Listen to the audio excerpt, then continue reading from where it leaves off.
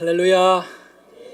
오늘 말씀의 제목은 여리고 성을 정탐한 진짜 목적입니다. 여리고 성을 이스라엘 백성들이 공격해 들어가기 전에 정탐꾼 2명을 여호수아는 뽑아가지고 보냈습니다. 그런데 문제가 생겼습니다. 이 정탐꾼은 스파이잖아요. 우리말로 하면 간첩이거든요. 미리 가서 그 지역을 살피고 이렇게 유리하게 전쟁을 치르기 위해 가지고 스파이를 보냈는데 그 정체가 드러난 거예요. 여호수아 2장 2절에 보면 이렇게 말씀하고 있습니다.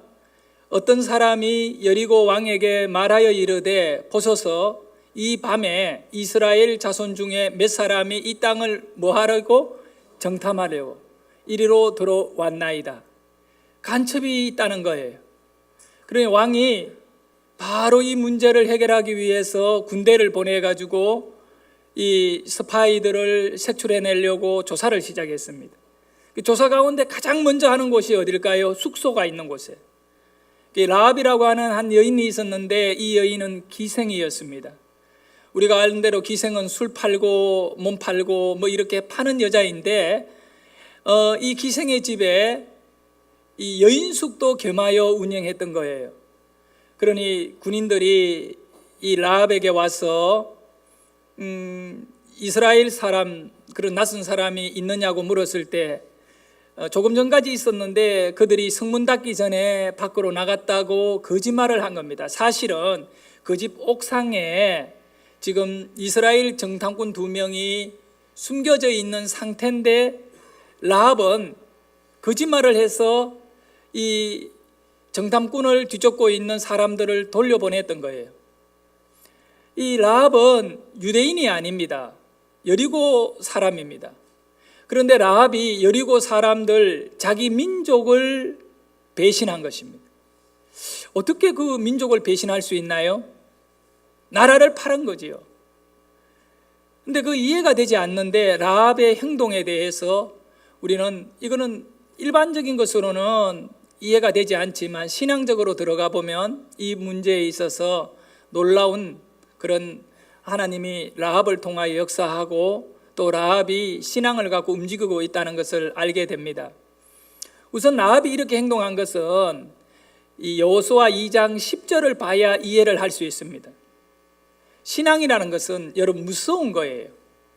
나라도 등질 수 있는 것이 신앙이거든요. 또 가족도 등질 수 있는 것이 신앙입니다. 신앙을 어떤 논리라든가 사람의 생각으로 이해하려고 하면 안 됩니다. 이 신앙은 나라, 가족, 그 어떤 것, 어쩌면 자기 자신에 이르기까지 포기해야 할 때가 있습니다. 그게 순교잖아요.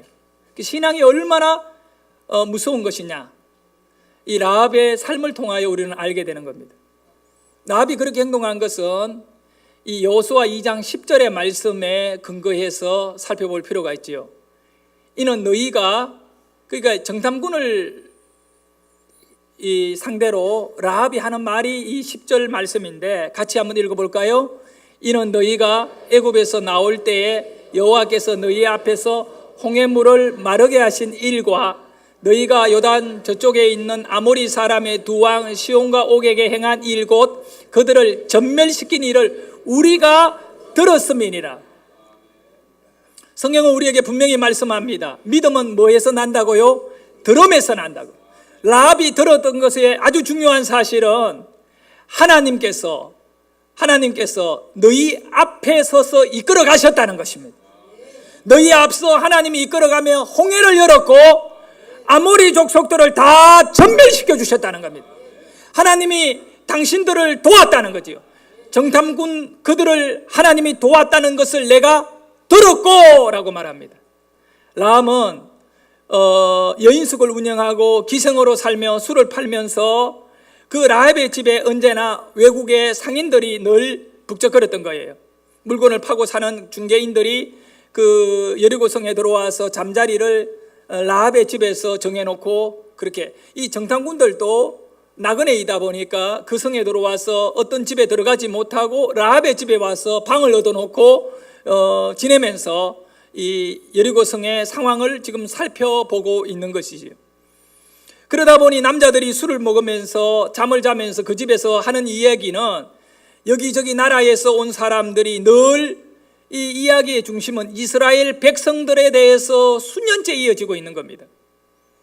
이스라엘 백성들이 어떻게 광야에서 살아남아 있는지, 또 이스라엘 백성들의 가는 길에 있었던 그 적들의 그 나라들을 어떻게 그들이 멸하고 지금까지 40년간 가까이 광야에서 물도 없고 농사도 지을 수 없는 광야에서 이스라엘 백성이 만나와 메추라기를 먹고 바위를 가르고 생수가 쏟아나지는 것을 먹고 이들이 다 하나님이 함께 하셨기 때문에, 여러분, 라합은요 구름 기둥 불 기둥으로 이스라엘 백성을 인도하는 하나님에 대한 이야기를 들었을 때 그것이 라합에게 있어서 큰 도전이 되었던 거예요.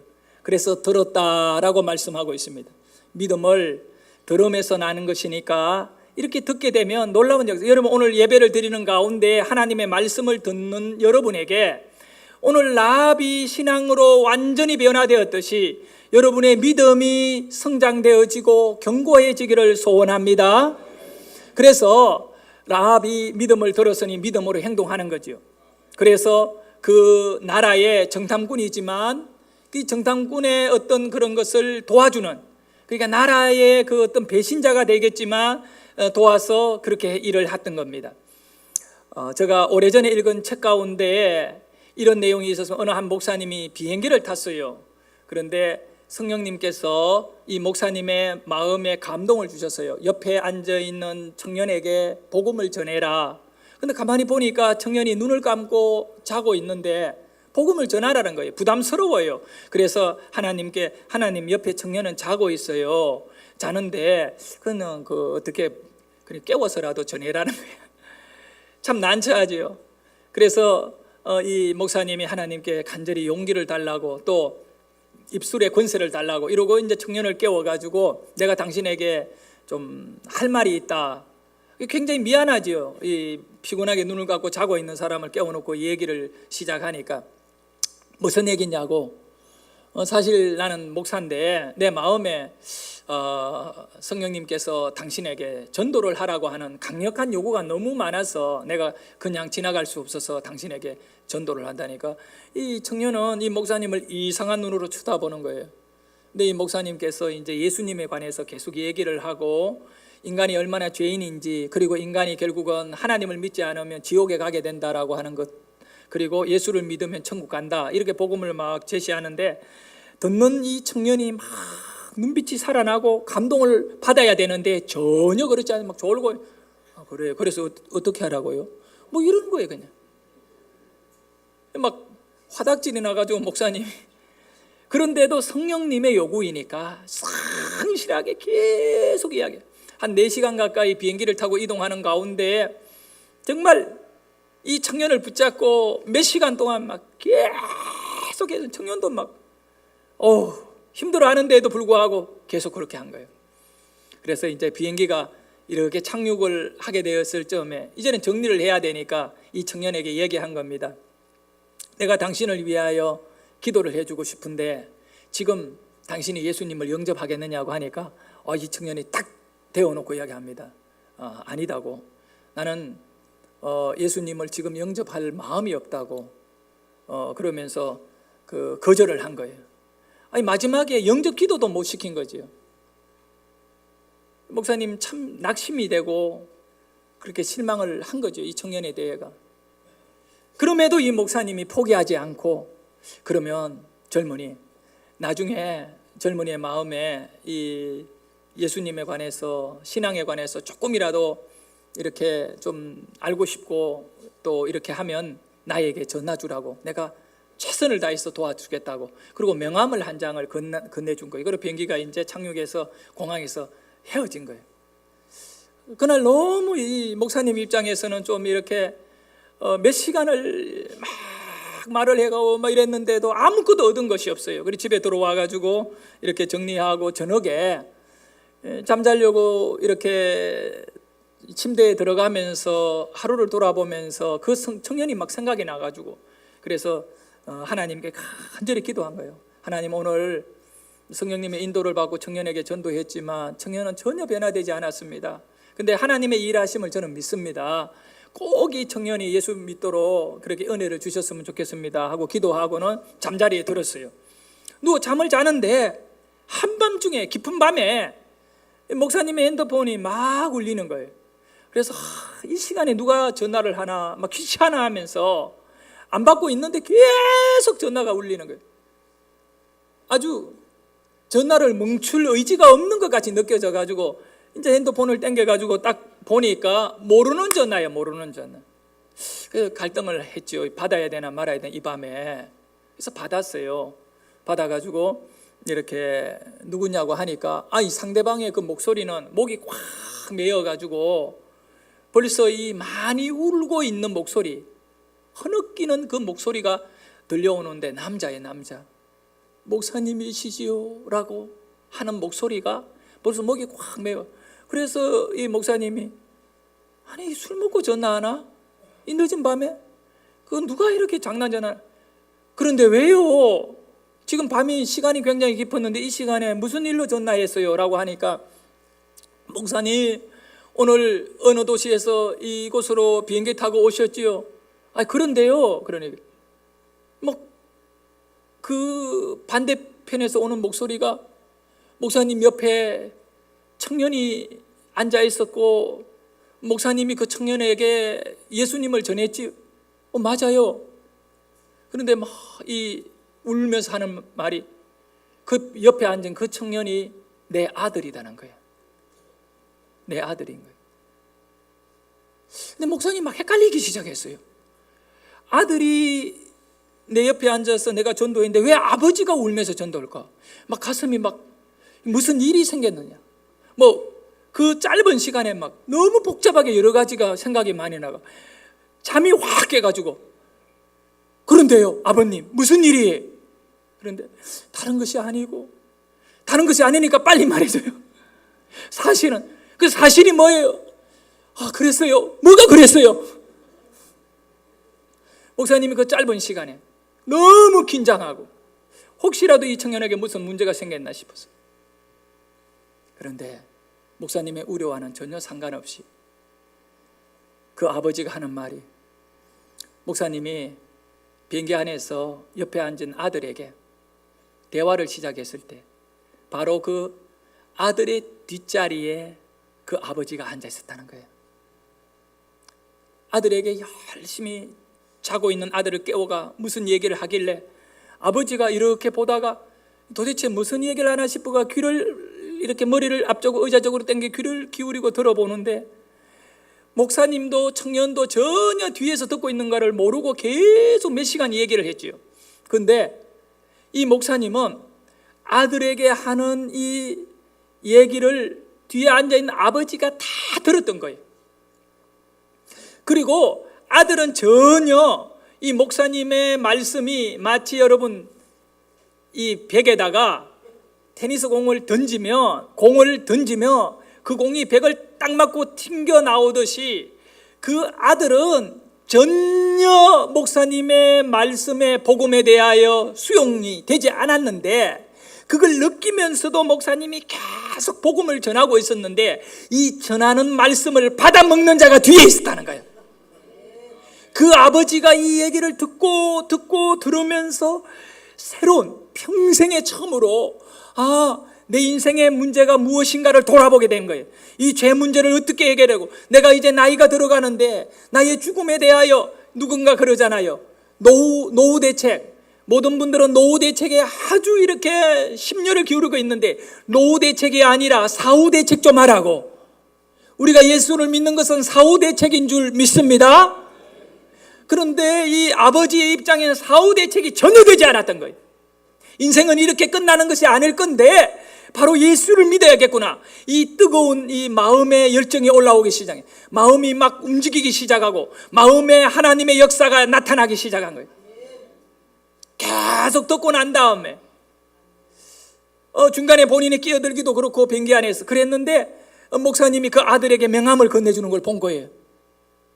그리고 집으로 돌아와가지고 그 아들에게 목사님이 준 명함 그거 한번 나를 주라 이래가 그러니까 아버지가 전해준 이 명함을 아들이 전해준 걸 아버지가 갖고 있었는데, 문제는 그날 밤이었어요. 그날 밤에 아버지가 자려고 침대에 누웠는데 잠이 오지를 않는 거예요.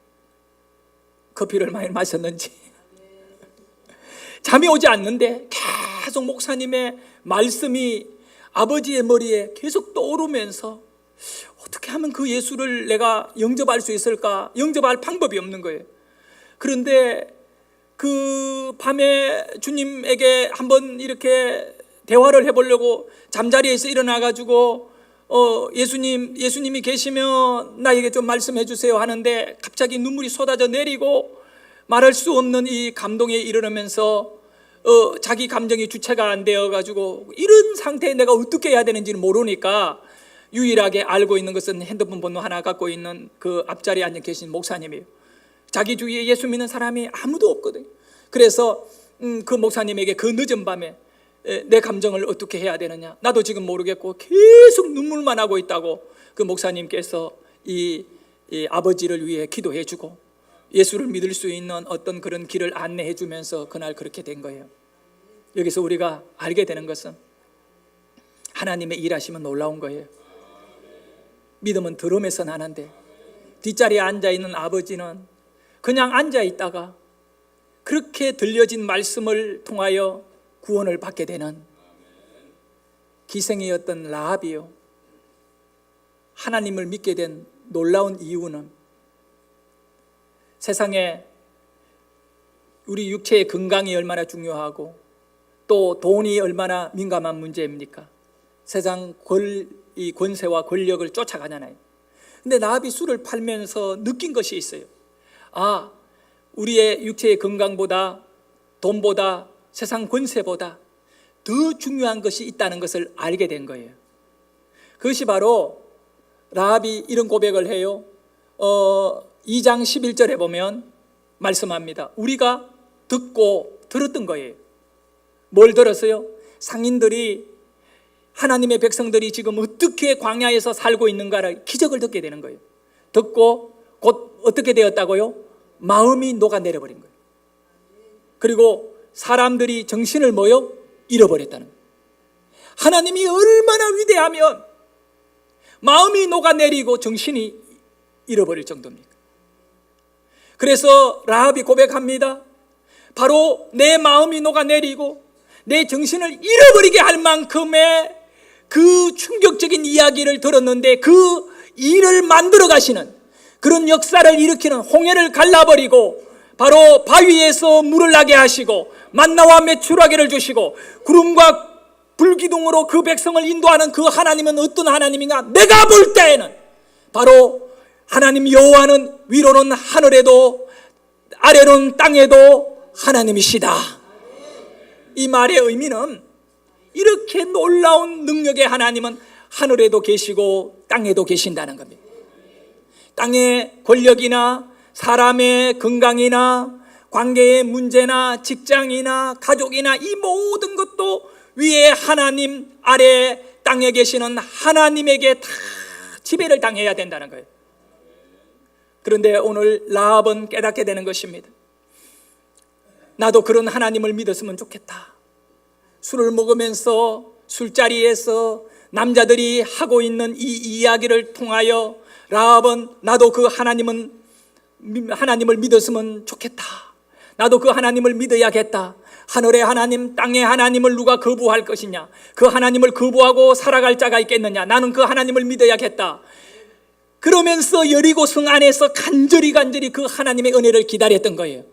그렇게 듣고 나니 믿음이 생기고 나니까 라합의 몸은 여리고 성 안에 있었지만 이미 라합의 마음과 라합의 모든 미래는 저 광야에 있는 이스라엘 백성과 함께하고 있었던 것입니다.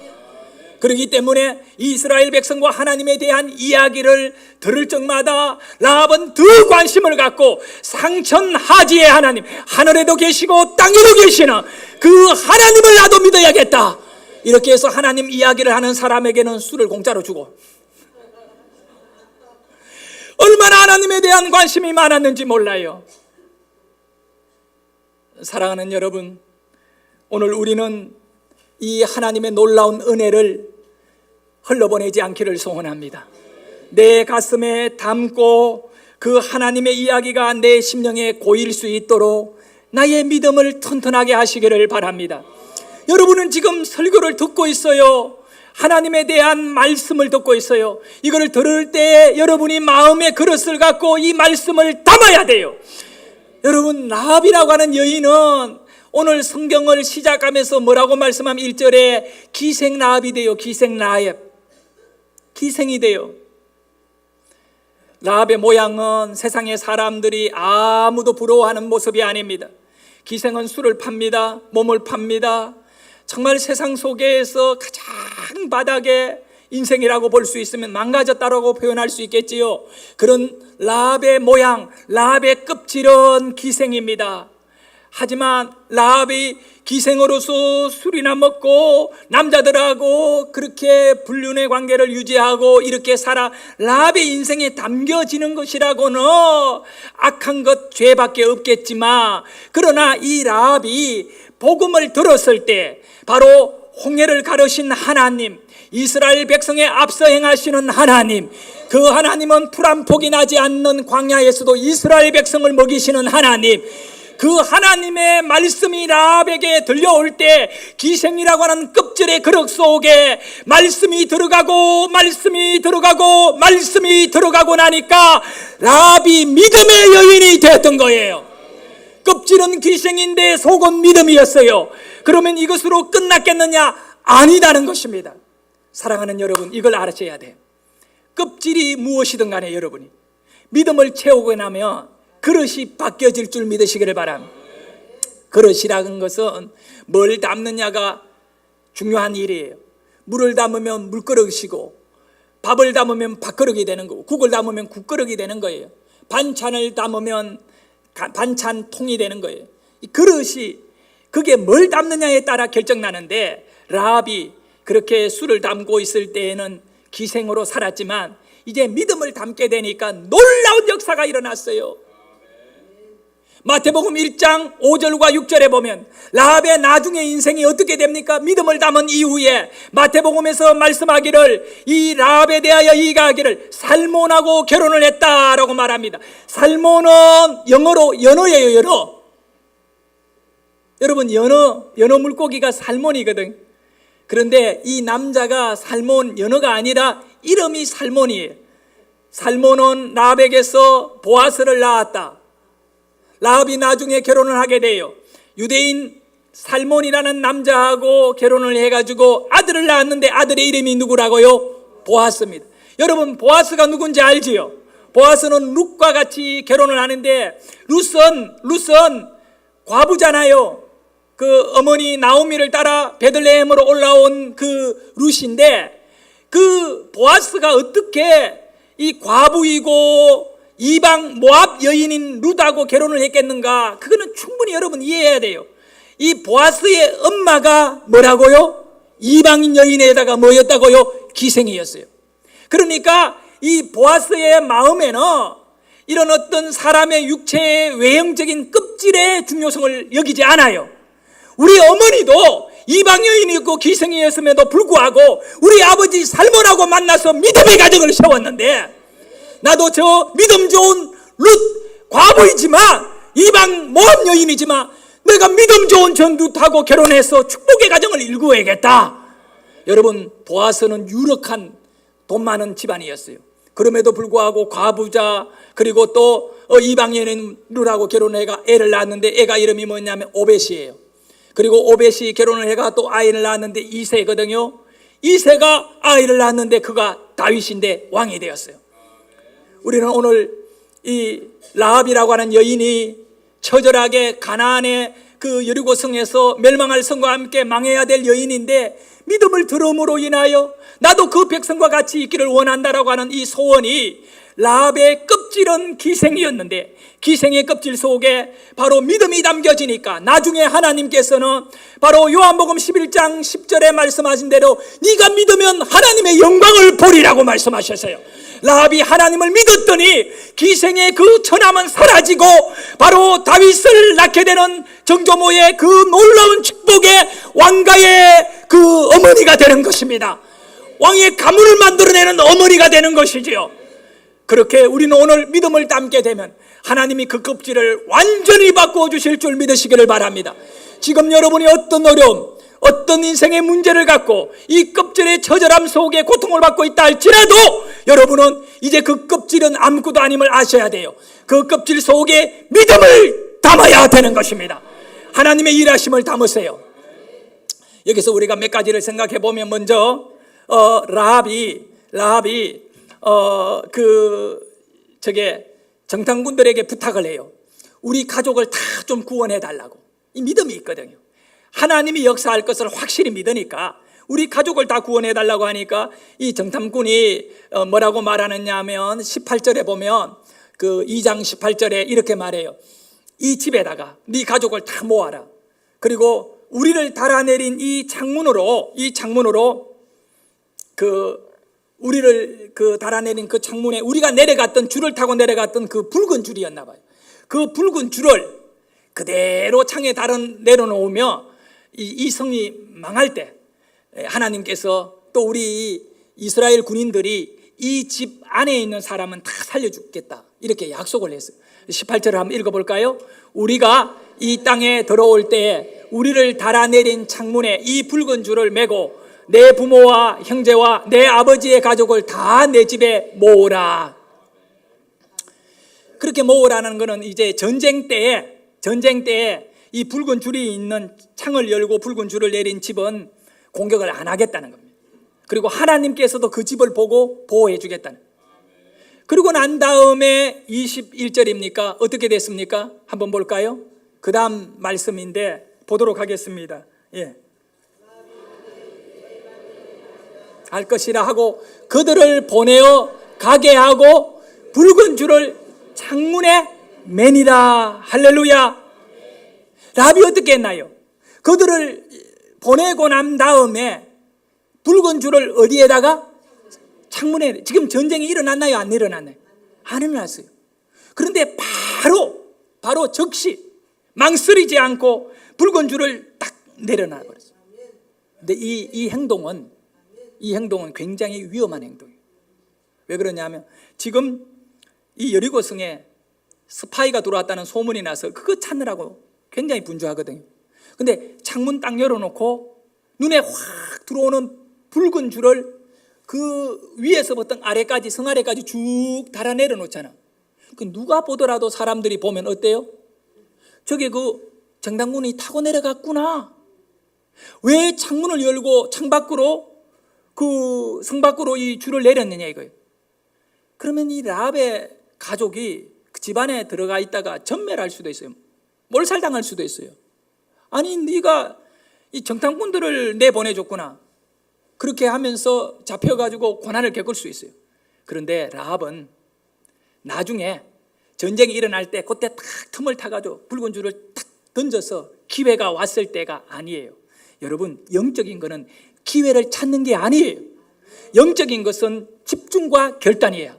내가 지금 하나님께 내 생명을 의탁했다면 이미 돌아설 수 없는 현재 내가 집중하고 하나님께 결단하고 행동을 해야 하는 거예요. 라합이 믿는 하나님은 어떤 하나님이냐면 적어도 이스라엘 군대를 보내가지고 우리하고 칼싸움 일어나 해가지고 우리 군인들 좀 죽고 이스라엘 군인 죽고 이런 싸움은 아닐 거란 거 믿은 거예요. 라합은 하늘에도 하나님, 땅에도 하나님이 하나님의 방법으로 이 성을 멸할 걸 알았기 때문에. 그러면 인간적인 어떤 그런 눈에 보이는 전쟁으로 결과를 맺는 것이 아니라 다른 어떤 우리가 생각할 수 없는 방법으로 하나님은 이 일을 진행할 수 있다는 걸 라합은 믿었어요. 그래서 그 시간 바로 붉은 줄을 내려놓고 그 시간부터 라합에게는 심판의 시간이 시작된 거예요. 여러분, 이걸 생각하셔야 돼요. 하나님이 여리고성을 멸할 적에 군대 보내가 멸한 게 아니잖아요. 그러니 시간도요, 오늘 저녁에 바로 멸망할 수도 있어요. 그걸 모르는 거예요. 그러니까 하나님의 방법을 인정한 거죠. 비록 힘든 지금 이거 비상 상태에 여리고 사람들이 라합에게 대하여 어떤 어려움을 줄 수도 있지만, 그러나 하나님의 심판은 시작되었노라고 하는 라합의 확고한 믿음이 이제 이 줄을 달아내린 것입니다. 그리고 우리 가족을, 우리를 구원해 달라고 하는 강력한 메시지를 하나님 앞에 내려놓은 것입니다. 저는 이렇게 생각합니다. 이 말씀을 통하여 저의 가슴에 정말 깨달고 내가 오늘 다시 한번 하나님 앞에 바라보고 있는 소원이 있어요. 그것은 우리는 예배적마다 항상 우리의 믿음의 마음의 문을 활짝 열고 하나님을 향하여 활짝 열고 하나님 도와달라고 붉은 천을 내려놓아야 됩니다. 오늘 여러분 건강에 문제 있는 분이 있다면 이 예배 속에 여러분 마음의 창문을 여시고 건강을 치료해달라고 하는 강력한 요구의 줄을 내리시기를 바랍니다. 돈에 어려움이 있다면 바로 예배에 하나님께 도와달라고 하는 이 줄을 내리시기를 바랍니다. 여러분 어떤 인생의 문제이든 간에 마음의 창을 열고 그 줄을 내려놓고 하나님 도와달라고 해야 됩니다. 이것이 바로 라합의 모양인 것입니다. 나중에 아닙니다. 여러분 나중에는 무엇을 미루잖아요. 전도하러 가자 그러면 나중에 갈게. 오늘 예비신자 적어내라. 나중에 할게. 우리가 기도회에 한번 동참하자. 나중에 할게. 잘 들으세요. 저를 따라하세요. 나중에는 사탄에게 기회를 주는 것이다. 만약에 라합이 나중에 어떤 시끄러울 때 내리겠다, 안 되는 거예요. 어떻게 됐습니까? 이 성은 이 이스라엘 백성이 6일간 한 바퀴 돌고 7일째 7바퀴 도니까 성이 그냥 무너져 내려버렸잖아요. 그런데 성경을 잘 읽어보면 이렇게 나와 있어요. 라합의 집이 성 위에 있었다라고 되어 있어요. 성이 높은데 성 위에 라합의 집이 있어요. 그러면 이 성을 이스라엘 백성이 돌고 소리 지를 때 칼 한 번 휘둘리지 않고 활 한 번 안 쏘고 이 성이 와르르 무너져서 성 위에 있던 이 여리고의 군인들이 다 성에 깔려 죽고 성 안에 있었던 사람들이 그 성이 무너지면서 집이 깔려 죽고 막 이런 일이 일어났거든요. 그런데 라합의 집이 성 위에 있는 집이에요. 성이 무너지면 집이 완전히 무너져 내려서 같이 그 돌 사이로 찡겨서 다 죽게 되는 거예요. 근데 라합이 붉은 줄을 내려놨거든요. 하나님이 그 성을 흔들 적에 놀라운 사실은 라합의 집은 남겨놓으신 거야.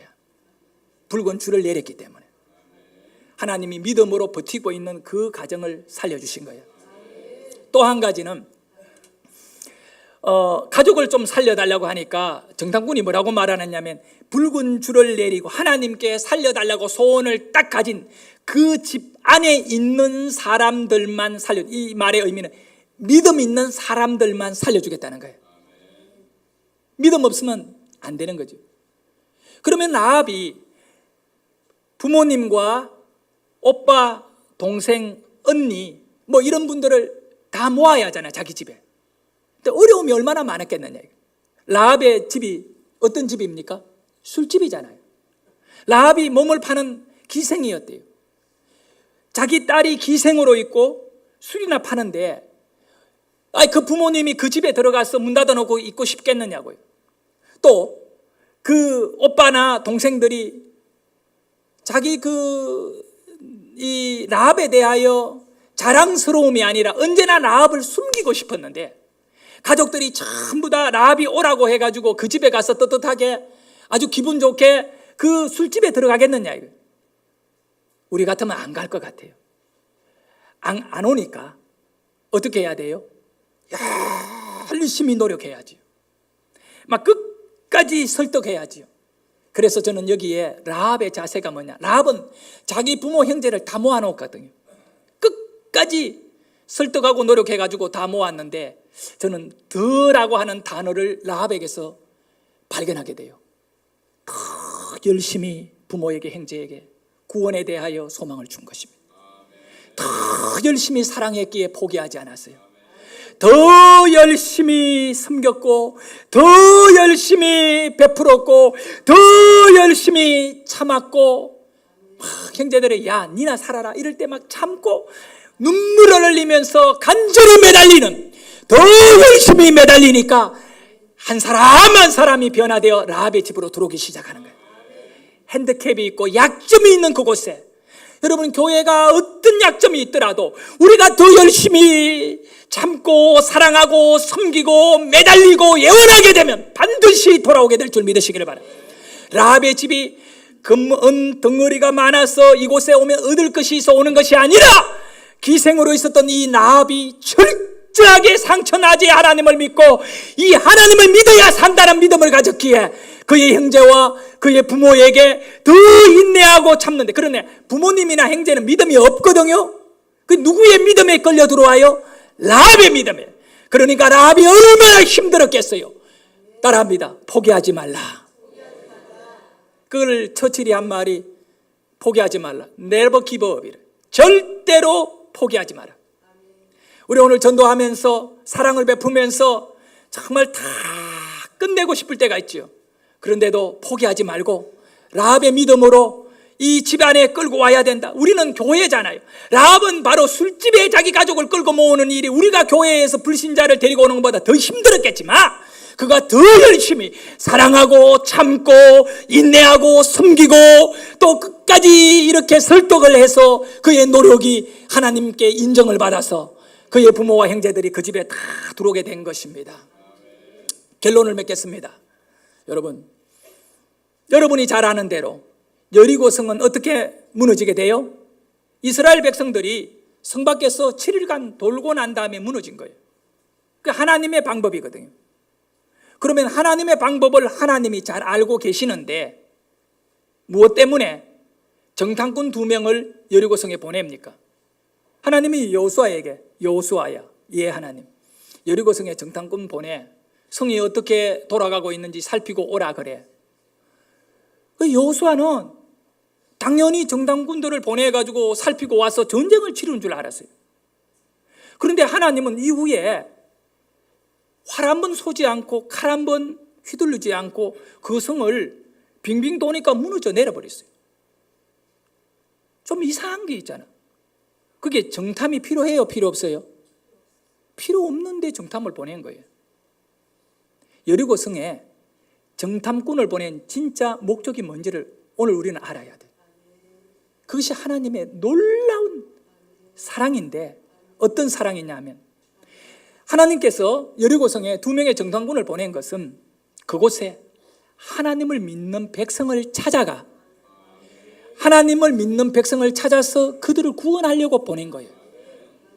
그러니 이 2명의 정탐꾼은 자기네들은 여리고성에 군인들이 얼마나 많은지 무기를 뭘 갖고 있는지 그런 걸 조사하러 온 줄 알고 막 돌아다녔는데 결과적으로는 본질은 누구를 구원하는 길을 열어주고 탈출하죠?